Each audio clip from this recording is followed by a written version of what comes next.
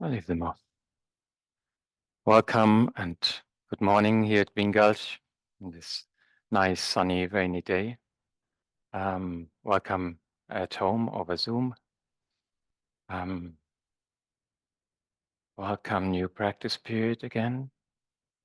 By the way, if you don't know, there has just last week, we started a practice period here, a 6-week practice period, which is led by Venerable Kokyo. And it is about the song of the trusting mind. Should I talk louder? Yes, okay, I can do that. Yeah, maybe I should introduce myself. My name is Thiemo, and I'm here the new tanto since January, which is head of practice. And I'm very honored and even more humbled about that position here. And so I was invited to give a Sunday talk. And as you heard, the theme of the practice period is the song of the trusting mind. So my talk will be a little bit about trust, about trusting mind, and about entering walls of unknown. The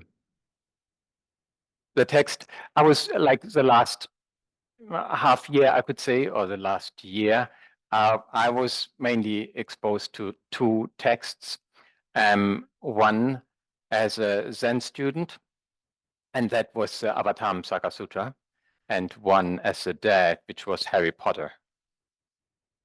And since we heard a lot about the Avatamsaka Sutra in recent times, I will talk about Harry Potter today.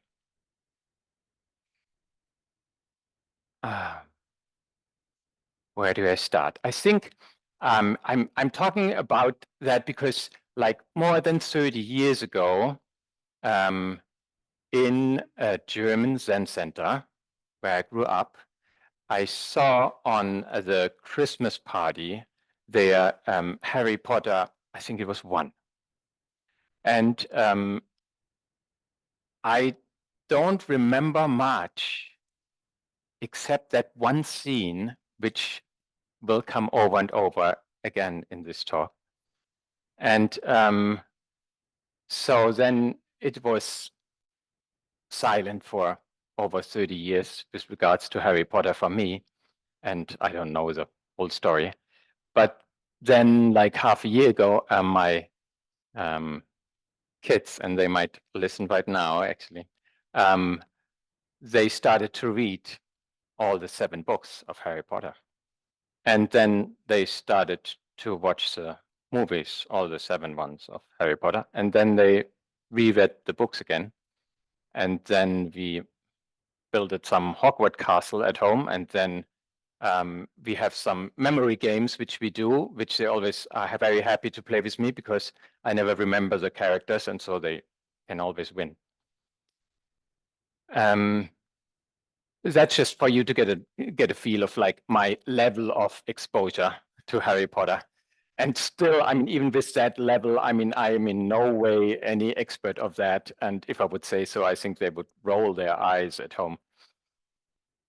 So I wanted to go to that one scene which kept recurring in my mind. And since it happened like over the 30 years, you can imagine there is quite some modification in that story which happens inside there. So when I actually reread then finally that little chapter and also saw the part in the movie, I was pretty disappointed, I have to say.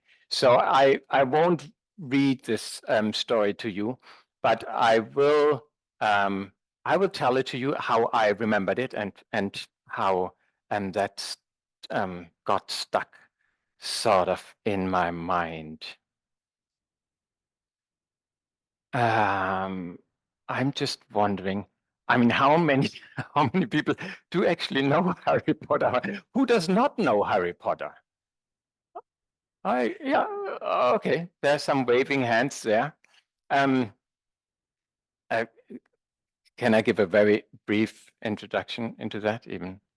So, um, so the way I have the story in my mind is like there is this Harry Potter, which is a son of some real magicians. So by nature, I would say he is a magician too, but he does not know that, does not realize because his parents have been killed, and he grows up in a different family which doesn't want to have anything to do with magic. So then at one time, all the situations come together, and he gets this many letters which tell him sort of that he is a special person and that he is invited to go to this school of magic. And in this letter, he is actually given the way how he can go to this school. Uh, and as you might know, I mean, I'm mixing quite a little bit of Buddhist concepts here, and it's really fun, like to translate that story because, like, yeah, you could say like it's a boy who has Buddha nature or is a bodhisattva, but doesn't realize that, and then goes on finally on his journey. And to go on his journey, he needs to go to this magical place, which is called Hogwarts. And in this letter, it tells him how to get there. And it says that you have to go to a certain train station, I forgot the name, and the train which departs on your journey leaves at platform 9 3/4. So as you might imagine, 9 3/4 doesn't exist, at least not for normal deluded people, which are called in this book muggles. So like we are all muggles, or we are all magicians, as you like it. And so he is on this train station and looks around and even asks one of these officers there, and they just give him a strange look. And he knows he really needs to go there. That's what his life is about. But there is no way for him to enter. And so you could say his karma or his way-seeking mind was good enough to just hang around and watch. And so what he sees at one point is that there are some other kids who are sort of on the same journey. And he recognizes them because they have the same outfit. I mean, it's like you have a magical outfit, and they have their owls with them and their toads or frogs or so. And so he realizes, oh yeah, I just need to watch how they do it. And so he watches but doesn't get it because they just vanish. They just disappear. And finally, he meets there's this old wise lady which has compassion with him, and she sees that he wants to go on this journey, and so she comes to him and tells him the secret about how to get on this trip.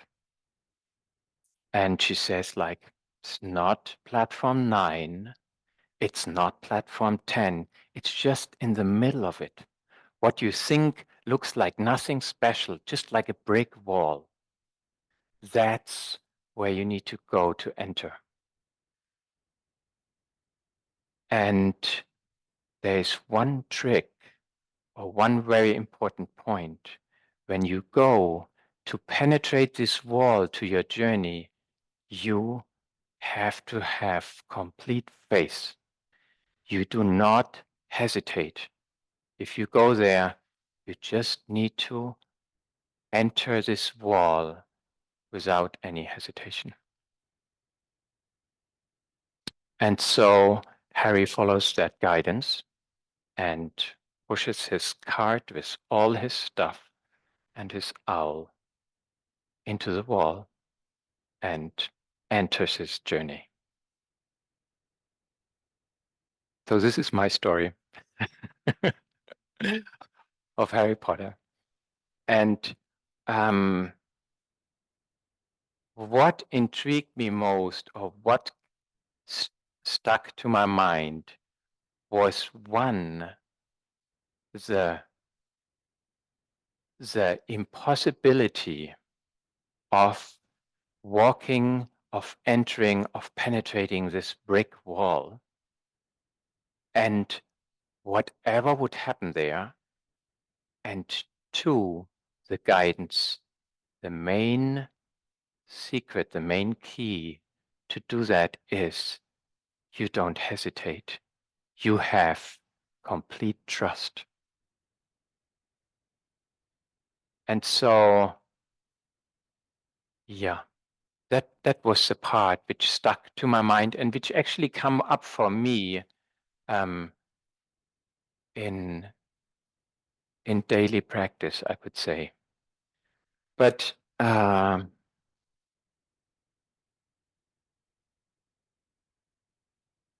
I'll talk more about the walls later. I think what I will try to do now, before I talk just about what I feel like, is to have us all experience this amazing thing of walking into a wall.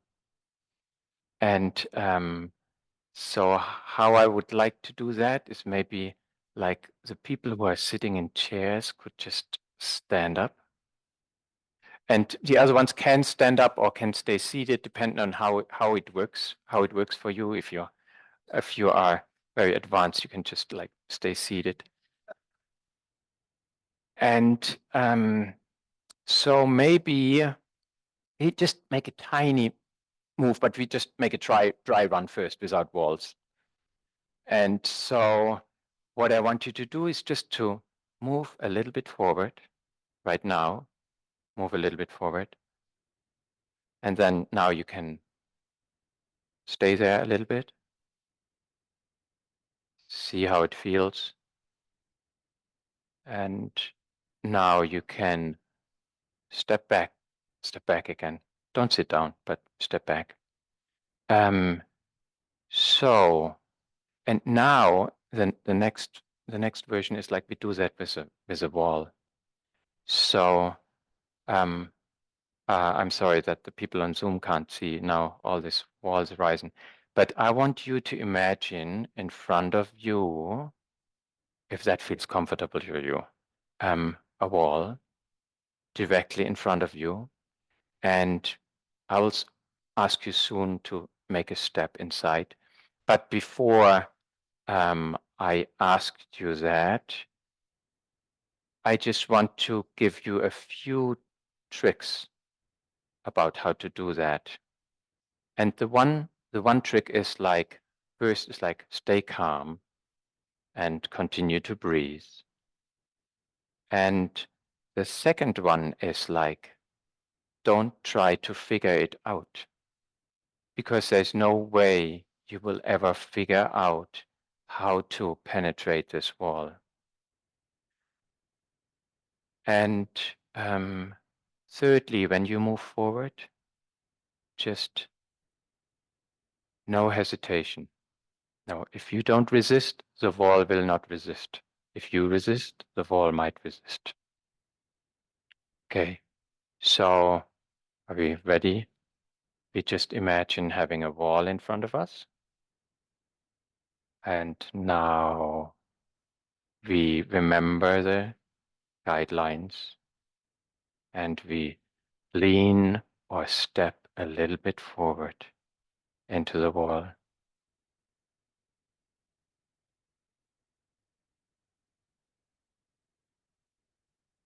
And we sense how that is there, which we cannot in any way figure out. So it doesn't make sense to hold on anything. We just let go and maybe listen to the wall.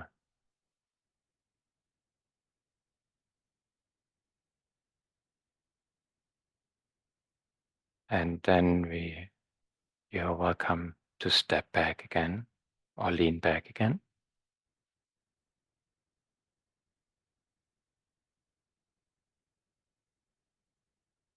And you can sit down.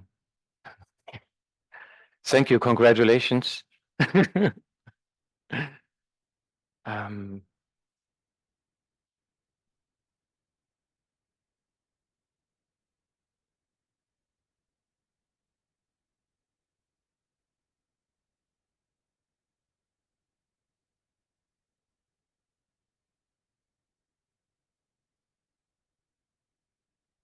why I did that and why is that so intriguing to me is like, for me, that stepping in, that leaning into is like a zazen instruction.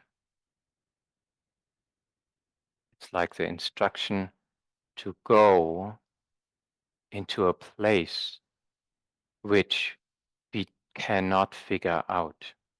It's like to go into a place which is completely unknown for us. And what we need to do to arrive at that place is to stay calm, let go, and let the place penetrate us.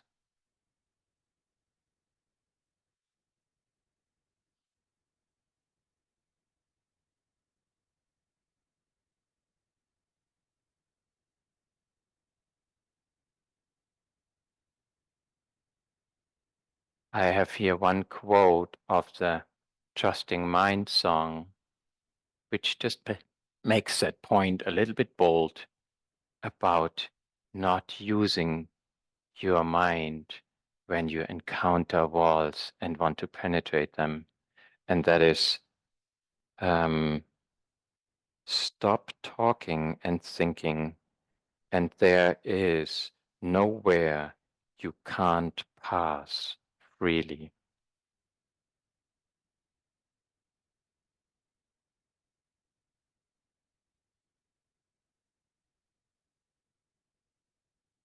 There's another well-known association of wall and maybe the mind of Zazen, which was done by our founder, of Zen in China, Bodhidharma. And the quote goes like, outwardly cease all attachment, inwardly grasp not with the mind. With a mind like a wall, you enter the way.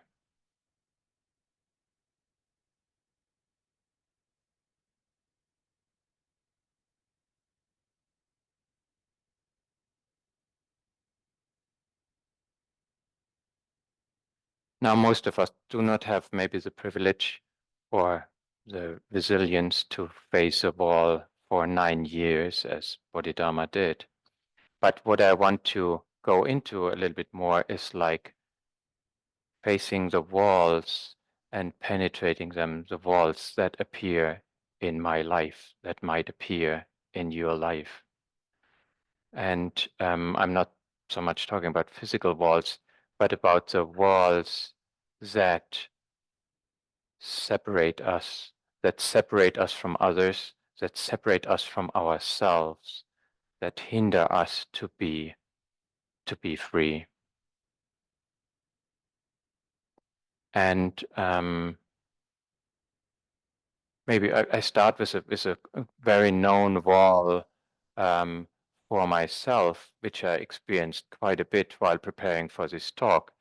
And that is, you might not feel that, is like that I experience a lot of anxiety and fear of public speaking. So this is for me a wall which is quite present before I come to a talk here. And it's funny, there are actually, the Buddha lists like 5 main fears of humans. I don't know, you probably have heard of them. The first one is the fear of death. The second one is the fear of becoming sick.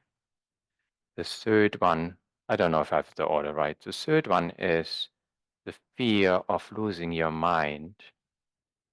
The fourth one is the fear of losing livelihood.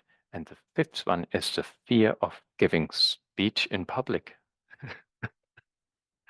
Amazing. When I heard that for the first time, I was really relieved. I thought like, oh, I'm together with a lot of friends here. Yeah.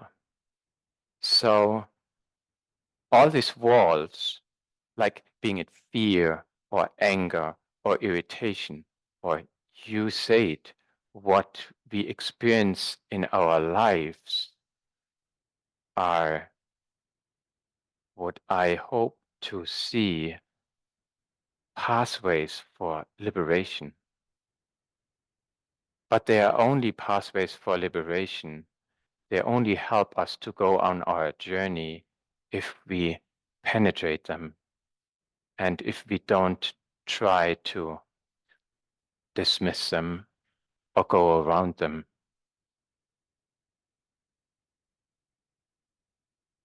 So in this way, I would say we should treat these walls, these fears, these angers appropriately, which means as gates, as friends who help us to find our way of freedom.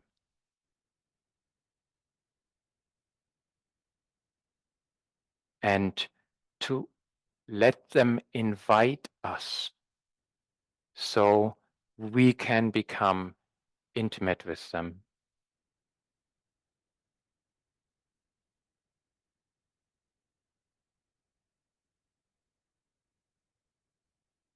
And when I say that, there's a wonderful poem of Rumi, which you probably most of you know. I'll maybe read that at the end of the talk, which just brings this wonderful together to invite all this, what I call walls, or obstacles, or whatever you want to call them, as friends into your house, as guests.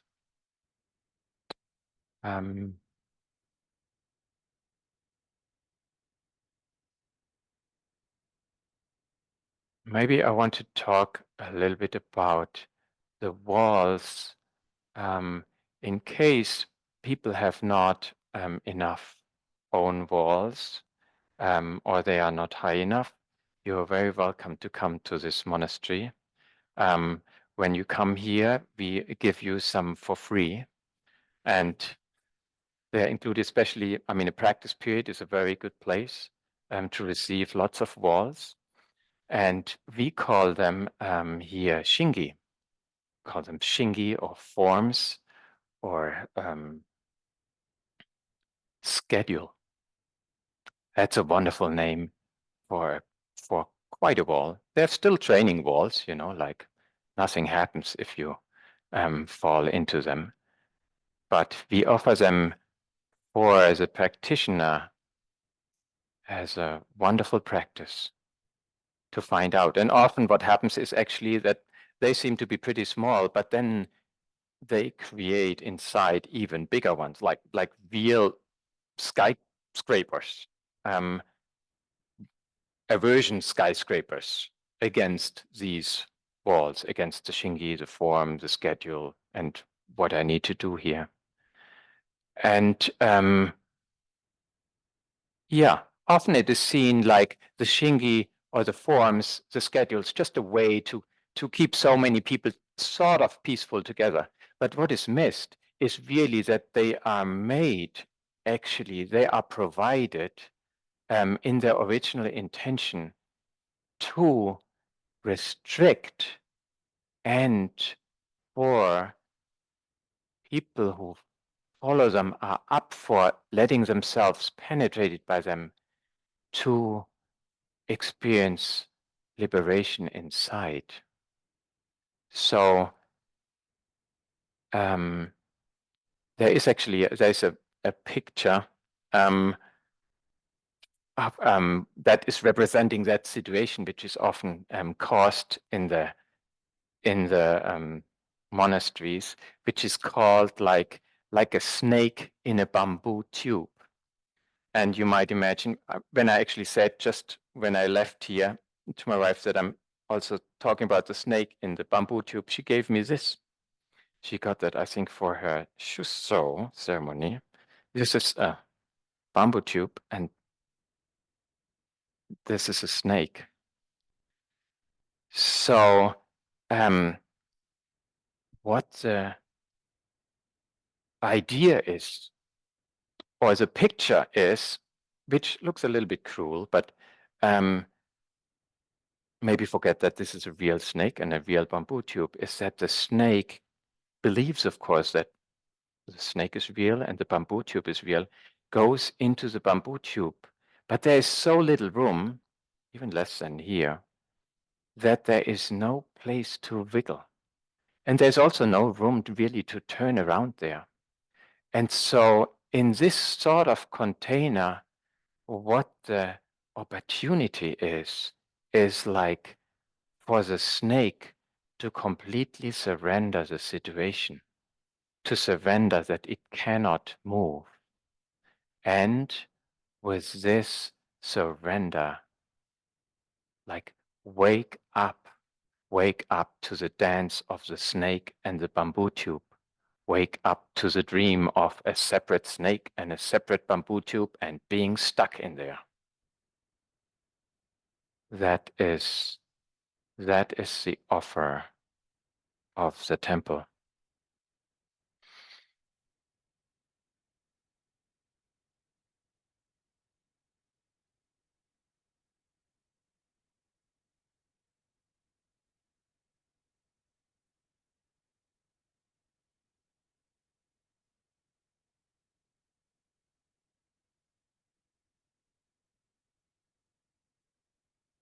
I wonder, oh yeah, I have not much more to say, but I would like to read to you this very well-known poem of Rumi. And then maybe after that, we can have a little bit of a discussion. And I would like to hear your experiences and your expressions. So the poem, the Rumi poem goes like this. This being human is a guest house. Every moment a new arrival, a joy, a depression, a meanness. Some momentary awareness comes as an unexpected visitor. Welcome and entertain them all. Even if they are a crowd of sorrows, who violently sweep your house, empty of its furniture. Still, treat each guest honorably. He may be clearing you out for some new delight. The dark thought, the shame, the malice, meet them at the door laughing and invite them in. Be grateful for whoever comes, because each has been sent as a guide from beyond.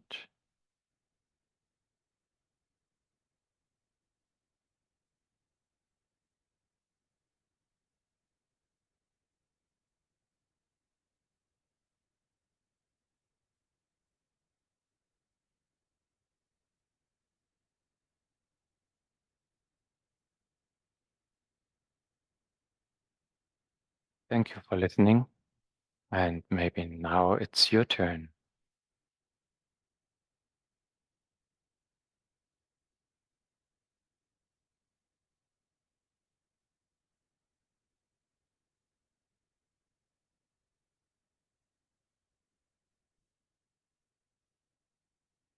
There's one here, two in the front, and then Avi in the back too.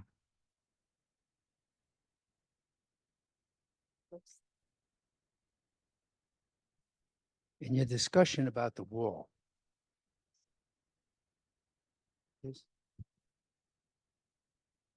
Ah, Mhm. in your discussion about the wall, it made me think. I have three new friends, L3, L4, and L5. That's my lumbar region. And they've been herniated throughout my life's experience. That's how they wound up. So in the beginning, I thought to myself, how do I deal with this? And listening to your lecture about the wall, just for a moment, I penetrated and my discs came to me. And I want to thank you. It makes me feel that they are my friends and my part of my life. So I thank you. Thank you so much.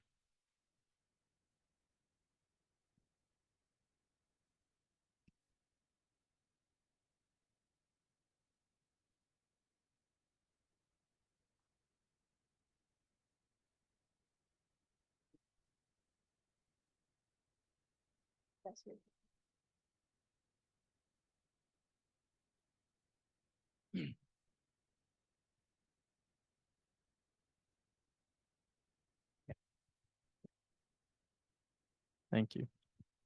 Um, I was sitting here and I was listening.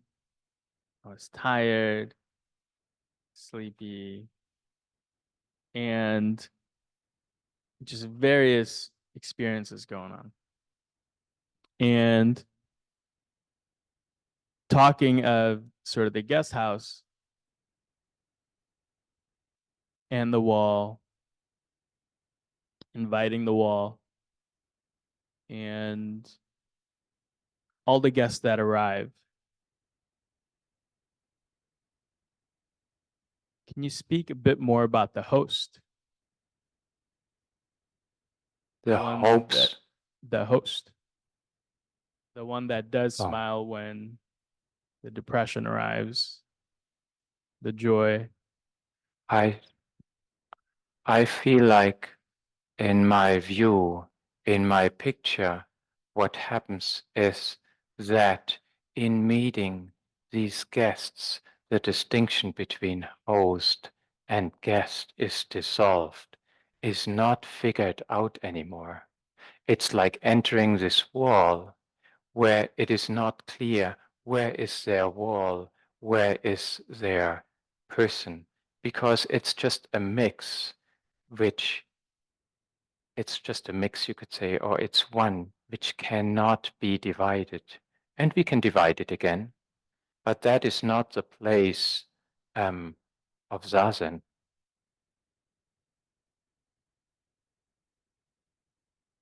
That is not the place of the real host, I would say. I don't know if that came out in the poem, but the, the positions of host and guest just mingle and nobody knows who is who.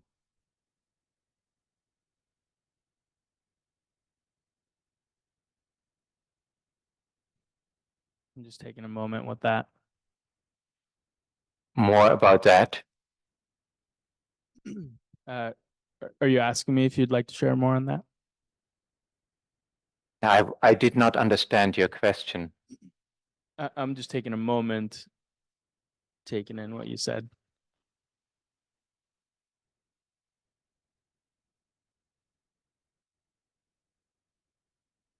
Can you hear me now? Yes. Okay. I think for now that's sufficient for me. Thank you.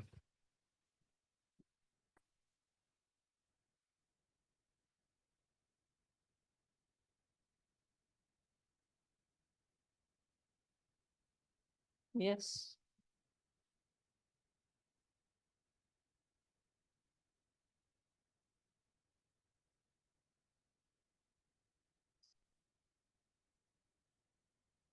Okay. You can hear me. Yes. Walls. I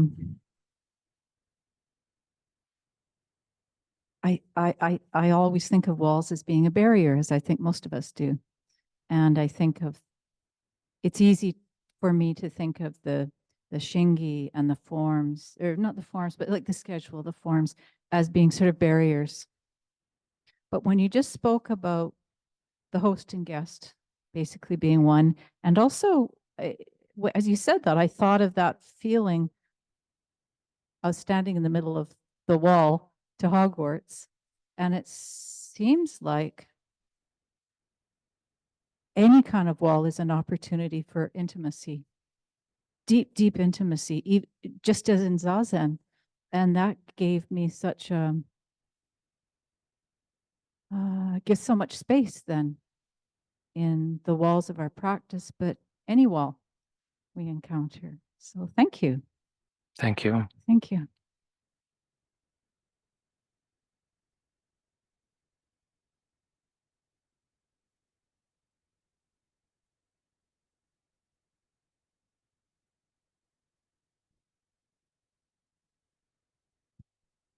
Thank you, Thiemo. Can you hear? Is this good? Yes. Thank you, Thiemo, for your talk. Thank you for affirming what I've always known, which is that Harry Potter is spiritual. And my question, and what you brought up about Bodhidharma, inwardly, the mind is not to grasp, or don't grasp with the mind. I wonder if you can tie this to something that comes up over and over for me about a teaching from Bodhidharma also, which is this mind is the Buddha. There can be no other Buddha but this mind.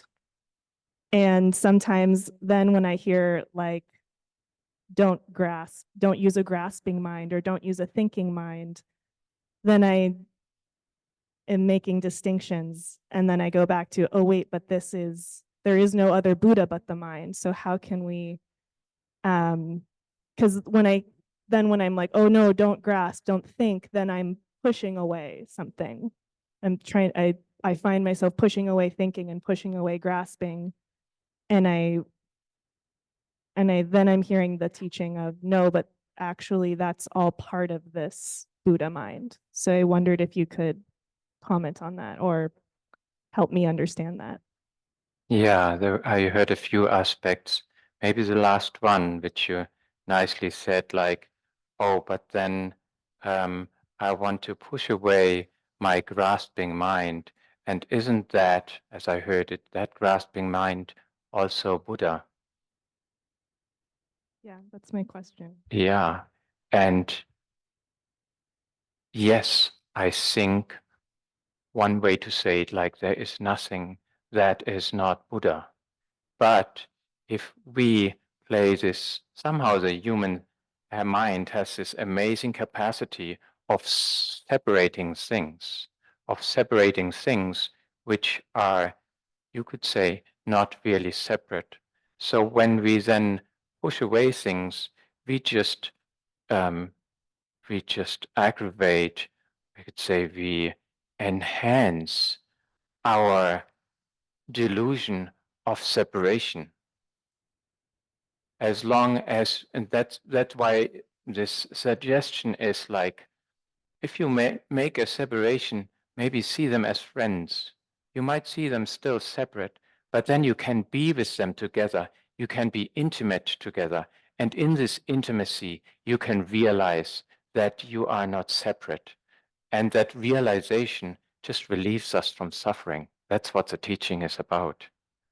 It's not nothing bad with making that distinction and separating things out from us. It's just suffering. And so to,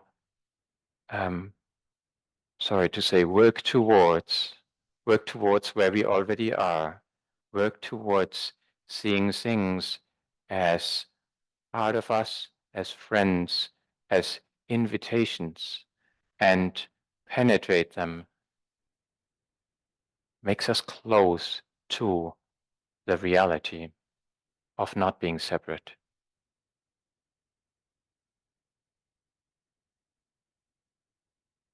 So I think I'm here. My understanding of that response is not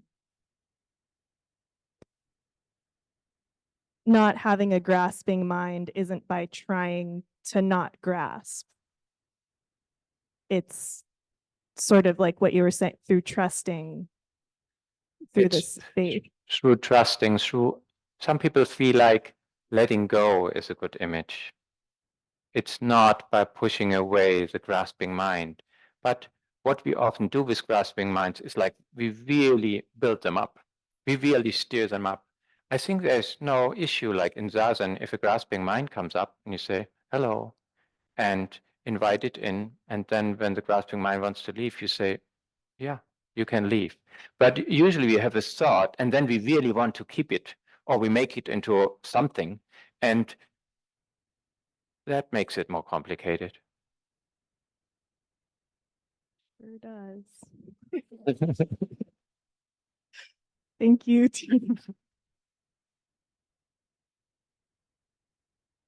Thiemo,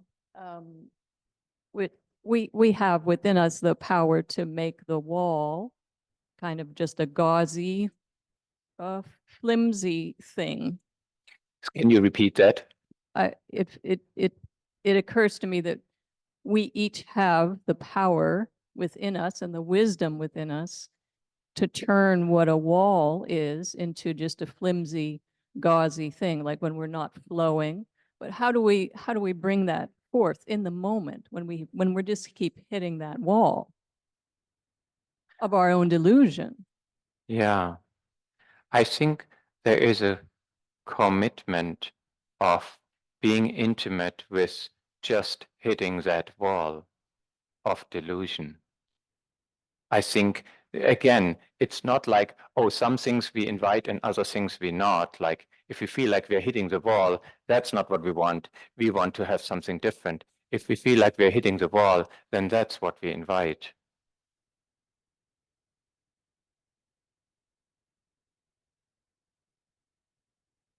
I would say that's a little bit leaning into it. I think the walls, sorry, the picture gets a bit wild, but I feel like the walls come forth by themselves. We don't need to run around and look for additional walls.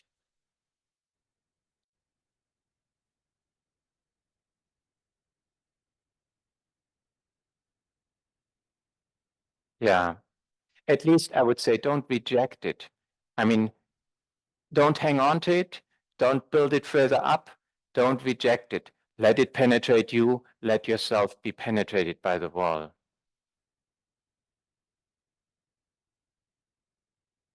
Can you hear me? Yes, It's okay. Sonia. Maybe this is a little bit of a connector to Kika. I'm one of the people that doesn't know much about Harry Potter, like intimately. But I looked at it a little bit and it seems like some of the themes in it have to do with death or facing death and persisting. And I think one wall, I think, is that we think if we get it right, we'll make no mistakes and we won't die. Or if we get it right, we won't get sick. And so somehow admitting that into ourselves seems like a way to get to approach a wall, is knowing that's there for everybody. Like you said, I had good company when you realized fear of speaking was one wall. And I wonder how you talk to yourself, like what way you speak to yourself when a wall comes up or you think it was or could be a mistake, which a mistake is like, it could be like a little death. So I wonder how you, what are some ways that you encourage yourself or talk to yourself? One word that comes to my mind is I love you. That you say that, you encourage that Yeah, to yourself. Mhm.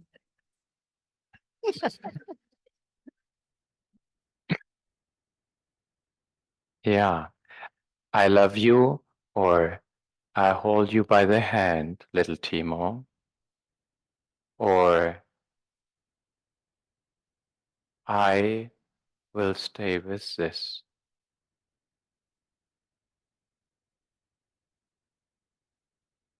I will not escape because that is just what I want to do in this life.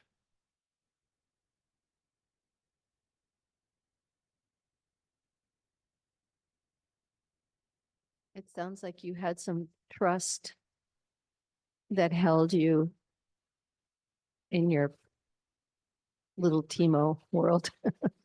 Maybe, I'm thinking about some yeah, that don't have that ground, but those are good suggestions. Yeah.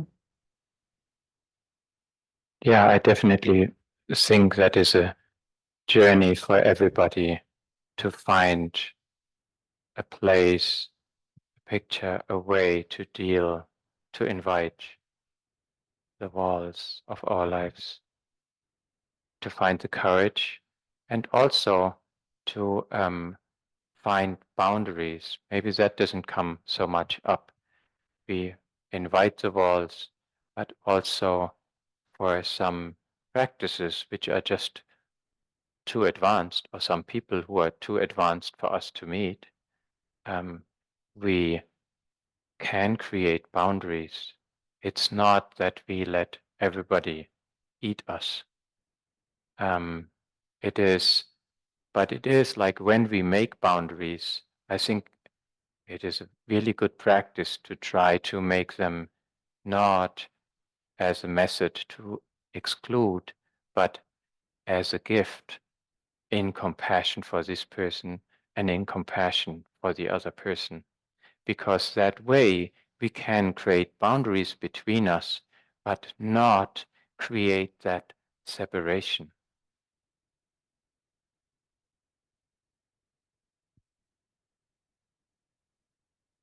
Thank you. I'm curious if you have a word or two of encouragement or guidance for folks, and I can only speak from my own experience.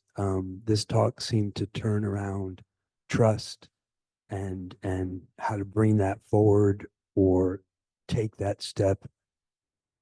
And what brought me to practice was an absolutely defended heart born from trauma.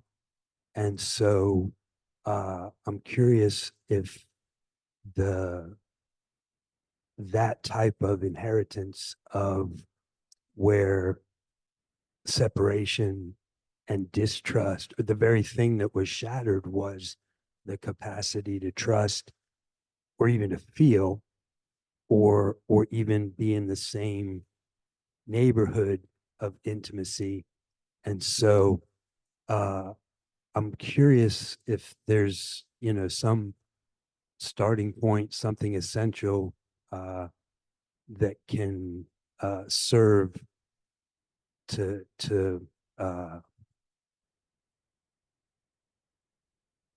touch that state.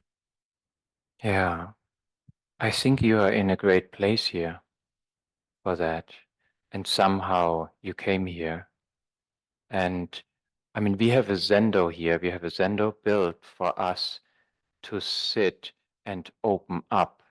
And there is a reason why this is a building and why this is not out in the rain or with lots of mosquitoes or whatever.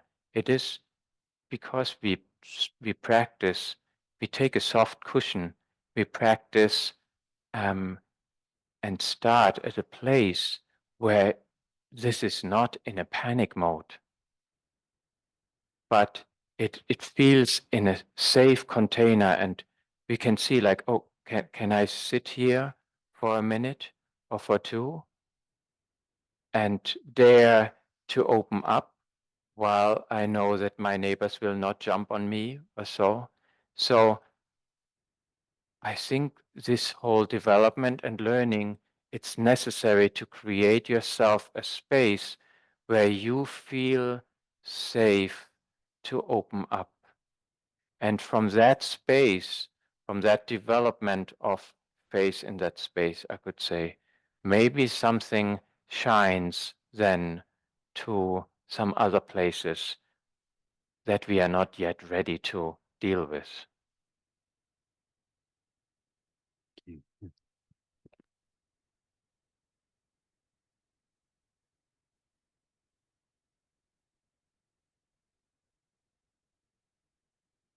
Hi, can you hear me?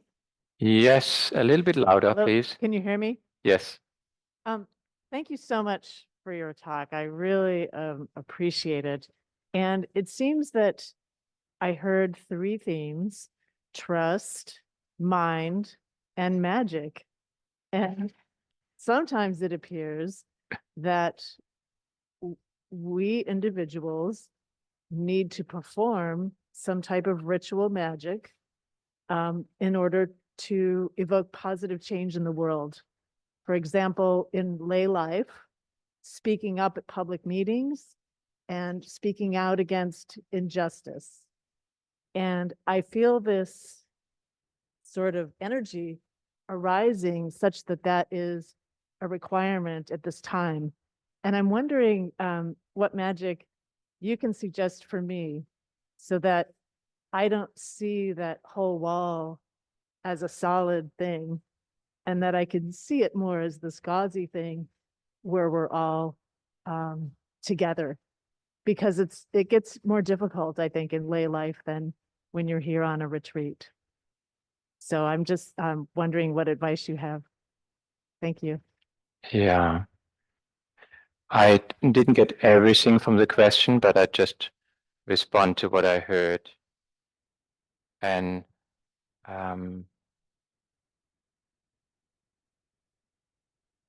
it's a little bit related to the other question. I feel like we are practicing Zazen.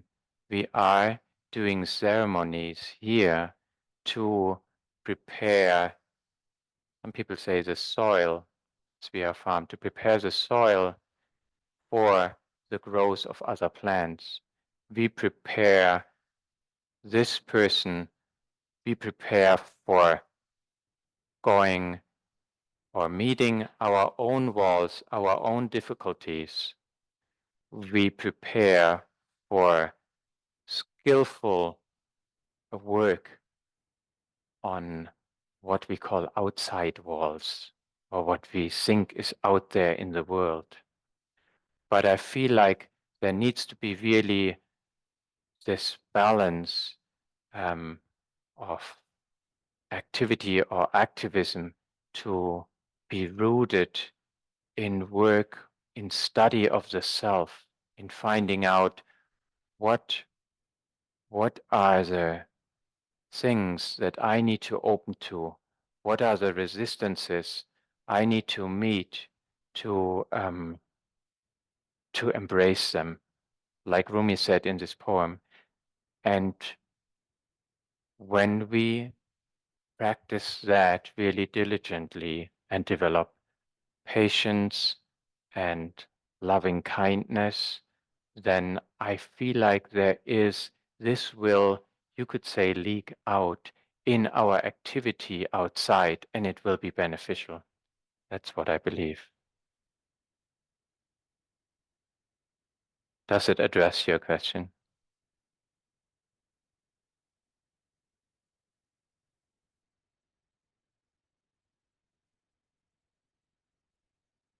There's room for improvement, definitely.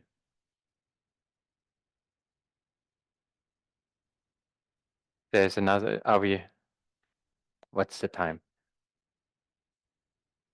Okay. Speak up. I'm wondering if you could say more about what you see as the distinction between walls and boundaries. When you said that, it's sort of like interesting to me, but as I was feeling into it, I'm curious how to see or experience boundaries without separation. Yeah.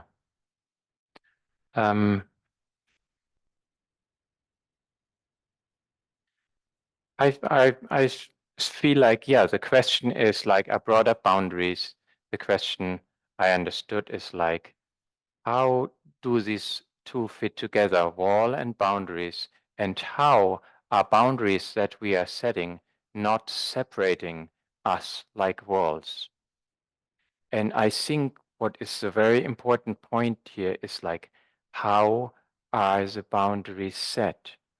Walls are usually things which we do not,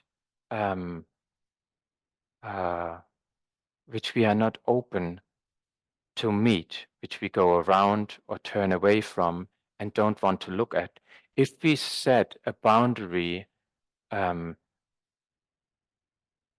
with awareness, willingness, and even better as a gift, it just becomes part of the picture. There's nothing we need to turn away from, because this is the boundary we can, you could say, completely penetrate.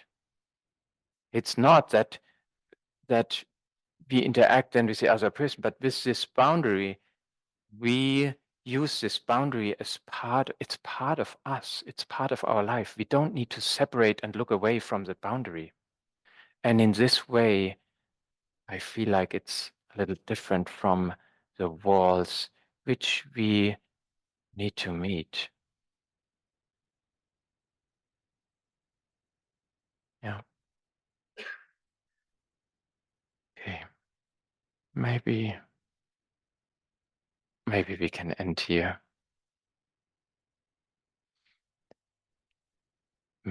I have one thing which because we are now chanting, think I didn't mention that, the talk. We are now chanting, beings are numberless. We vow to save them. And that reminds me very much, that is just as impossible as walking into any walls. And what are we doing? We vow to save them. We make that impossible into a vow and trust and move forward without hesitation to save all beings, while conventionally that would be totally out of any possibility. So let's do that.